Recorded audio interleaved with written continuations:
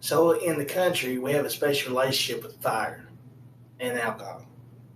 Maybe it's alcohol and fire. I'm thoroughly convinced that shortly after or right before man discovered fire, he discovered alcohol. A lot of people ask, what came first, the chicken or the egg? I always ask, what came first, the fire or the alcohol? But you got to admit they got it right. Few things are as satisfying as sitting around a nice hot bonfire with a good cold beer. Now, of course, I can recall hundreds of fire related adventures, or as my mom calls them, incidents, involving Ricky Bobby Ray Ricky, and Ray Ricky Bobby. I tried to list them all. I'd never be able to do a video on anything else.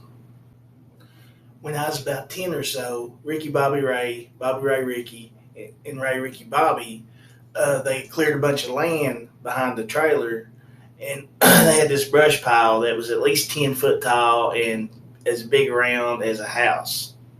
Well, they tell us to come over there that they're going to light the brush pile about time it gets dark. So it starts getting dark, and Mom brings me over there. And then we notice Bobby Ray Ricky and Ray Ricky Bobby are standing way back, and Ricky Bobby Ray is close to the brush pile, striking a lighter on the ground. Do I even need to mention that Ricky Bobby Ray was a bit of a pyro? I mean, over the years, there was like hardly anything he hadn't burnt, scorched, or, blown up. Well, Mom drives me over to where Bobby Ray Ricky and Ray Ricky Bobby are sitting to see what's going on. So me and Mom ask what's going on. Well, Bobby Ray Ricky is like, Ricky Bobby Ray, added some gas to the burn pile, and now he's made him a trail, and he's too drunk to find it. This was a pretty common occurrence, and so I was like, why are you standing so far back? Well, Ray Ricky Bobby said, because he used 10 gallons of gas.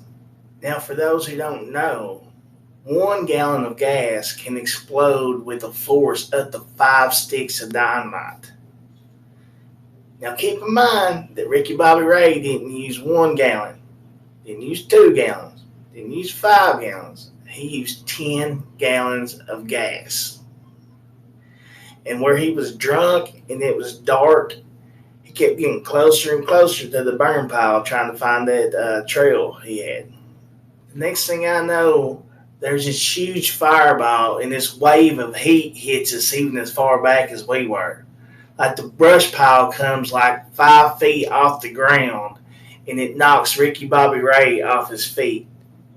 And there's bits of wood and flaming stuff going everywhere. It's like a redneck atomic bomb. So Ricky Bobby Ray gets up, runs over to us. His eyebrows are singed. There's holes in his flannel. Like his jeans are charged, and smoking.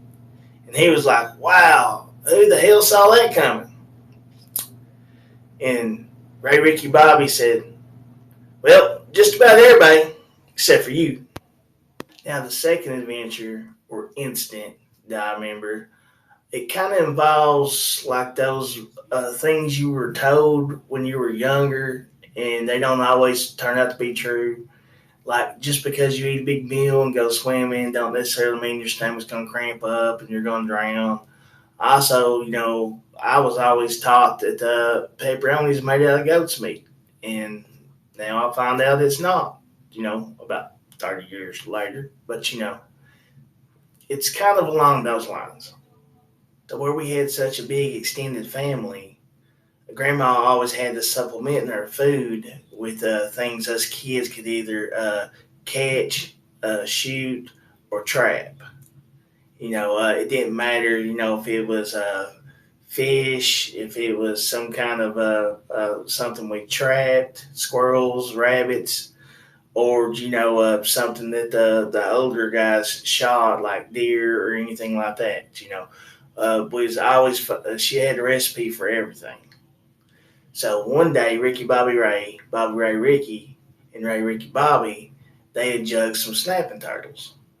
Now, a snapping turtle is a nasty, disgusting creature, that lives on the bottom and eats all this dead stuff, and, but So is a catfish. And I don't know why most of these bottom feeders, have pretty good meat. The only way to properly cook a snapping turtle is to have an open flame, a cast iron skillet with beer batter.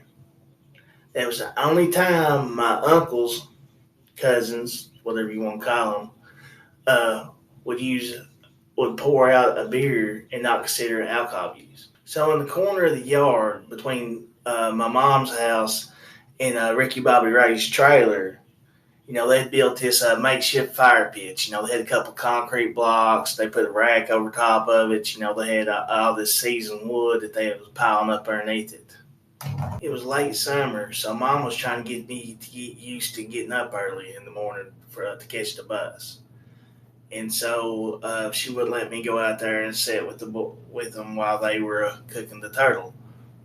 But she did let me go out there and tell them good night. So we go out there, and lo and behold, sitting on the rack is a kerosene jug. In those days, a whole lot of country people used to supplement their heat with kerosene. I'm sure it's the same way today. Now, back in those days, the kerosene come in metal buckets. And I guess Ricky Bobby Ray had found one that was all rusted at the bottom over in the weeds. So even back then, I didn't think that was right. And of course, Mom says, you guys are going to blow yourselves up.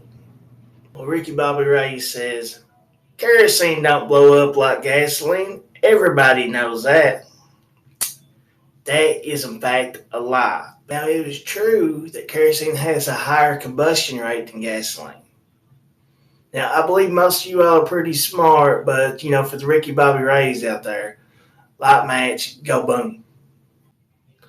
Even though the bottom of the can was rusted out, where they let the lid on, all those old kerosene fumes gradually built up and gathered up, and then after hours of being on that fire, it finally decided to explode.